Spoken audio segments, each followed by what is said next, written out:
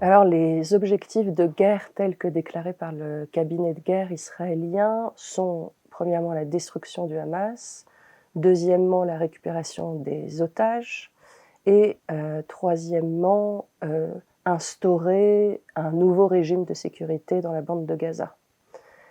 Quand on parle de destruction du Hamas, il faut entendre ici l'élimination du leadership politique et militaire, la destruction de son arsenal militaire et de ses capacités de production. À ce stade, effectivement, les capacités militaires du Hamas ont été considérablement affaiblies dans le nord. Des dizaines de responsables du Hamas ont été tués, selon évidemment les déclarations des forces armées israéliennes, qui ont aussi déclaré qu'un millier de combattants qui appartient à la branche militaire du Hamas, à savoir les brigades El-Qassam, ont aussi été tués.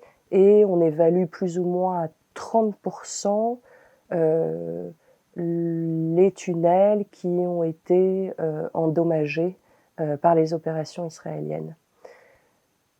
Pour autant, le leadership politique et militaire du Hamas n'a pas été véritablement touché aujourd'hui. Il existe au sein du Hamas, enfin des brigades El-Qassam, environ 30 000 membres. Donc on est quand même assez loin d'un démantèlement des brigades. Et donc on ne peut pas parler d'un coup décisif porté au Hamas au 46e jour de guerre entre Israël et le Hamas. En revanche, le prix payé par la population gazaoui est absolument exorbitant.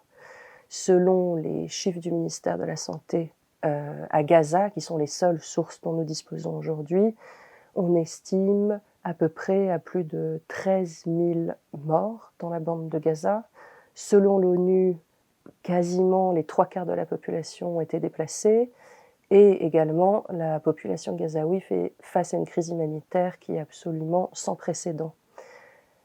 Le 15 novembre, le CSNU a appelé à mettre en place des couloirs et des pauses humanitaires qui seraient suffisants et assez longs pour pouvoir apporter l'aide humanitaire nécessaire à la population gazaoui. Malgré cet appel, on ne voit aucun progrès significatif sur le terrain aujourd'hui. Il n'existe pas non plus de zone sécurisée pour la protection des civils. Les agences de l'ONU et la plupart des ONG présentes sur place estiment que les conditions ne sont pas réunies pour assurer la sécurité des civils palestiniens dans les zones sécurisées ou désignées comme telles par les autorités israéliennes. C'est aussi l'évaluation de la plupart des pays européens qui aujourd'hui demandent des garanties supplémentaires aux autorités israéliennes. À ce stade, il semble donc que la question de l'accès de l'aide humanitaire à la population gazaoui dépende de l'avancement des négociations autour de la libération d'une partie des otages.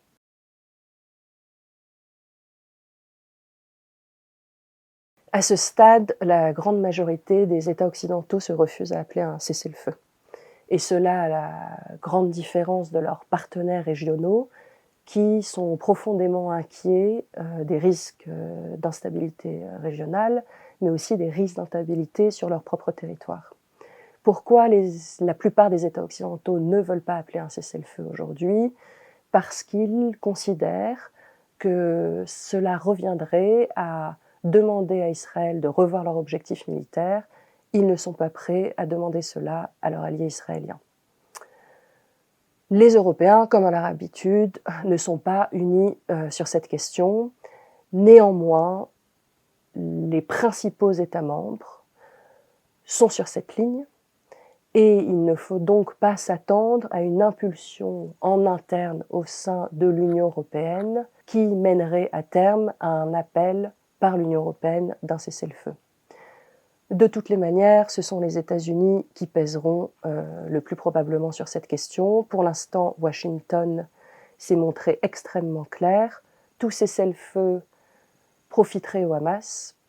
Et donc, dans ce cadre, pour l'instant, les États-Unis ont limité leur demande à des pauses humanitaires. Cela signifie pour le moment qu'il faut s'attendre à une poursuite des opérations israéliennes, très probablement jusque dans le sud de la bande de Gaza, avec les conséquences dramatiques que l'on connaît pour la population gazaoui et le risque d'escalade régionale.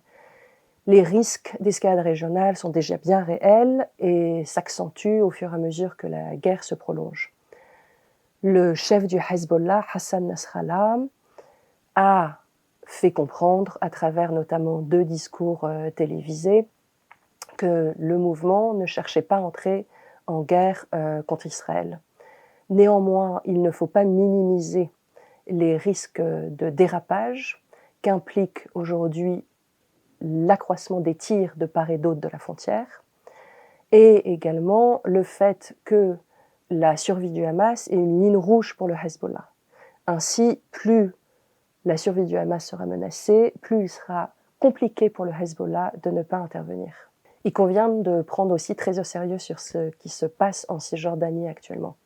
Entre l'augmentation des raids israéliens en Cisjordanie, qui est présentée par les autorités israéliennes comme des opérations antiterroristes préventives, la recrudescence des violences par les colons commises contre les Palestiniens, et aussi une autorité palestinienne financièrement aux abois et politiquement entièrement discréditée. La situation est totalement explosive en Cisjordanie.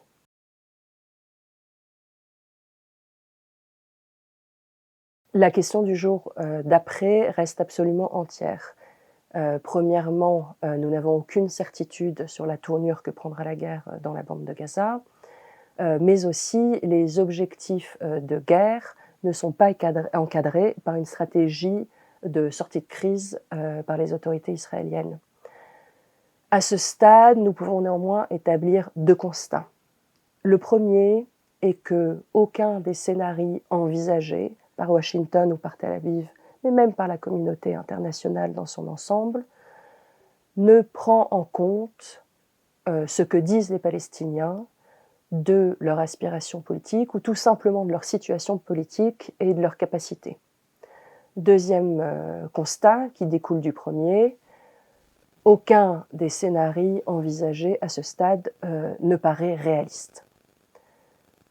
Washington pousse à un retour d'une autorité palestinienne revivifiée, selon les termes du président des États-Unis, Joe Biden.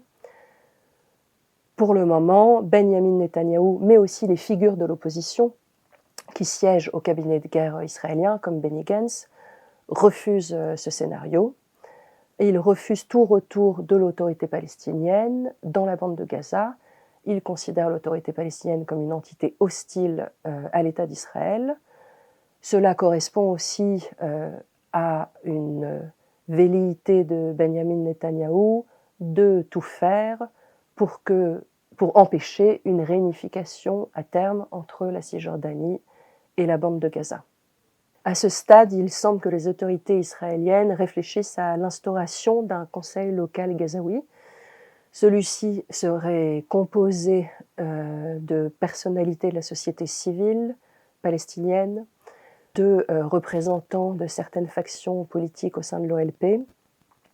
Il disposerait de la gestion administrative et sécuritaire de Gaza, un peu à l'image de la zone A en Cisjordanie, et donc les autorités israéliennes auraient une coopération sécuritaire avec ce conseil local et se réserveraient également le droit d'intervenir à tout moment dans la bande de Gaza. Aucun de ces scénarios, que cela soit le retour de l'autorité palestinienne ou l'instauration d'un conseil local gazaoui, ne paraît réaliste ou viable à ce stade. Il n'y a pas d'acteurs palestiniens qui souhaitent être perçus comme débarquant à Gaza derrière les chars israéliens. En outre, l'autorité palestinienne a déjà perdu une partie du contrôle de la Cisjordanie. Elle n'est donc absolument pas en capacité d'instaurer son autorité dans la bande de Gaza. Et il faut avoir conscience qu'aujourd'hui, la véritable préoccupation pour l'autorité palestinienne n'est pas forcément la question du jour d'après dans la bande de Gaza, mais plutôt la question de sa survie politique après la guerre. Enfin, une question extrêmement sensible, mais qui sera inévitablement posée pour toute instauration d'un cessez-le-feu ou même pour penser le jour d'après, quel rôle détiendra le Hamas dans ces processus? À ce stade, il apparaît tout aussi difficile d'imaginer que les autorités israéliennes accepteront que le Hamas fasse partie, de près ou de loin, de toute future gouvernance dans la bande de Gaza, que d'imaginer que le Hamas disparaisse entièrement de l'échiquier politique palestinien. Et c'est sans aucun doute cette équation qu'il va falloir résoudre.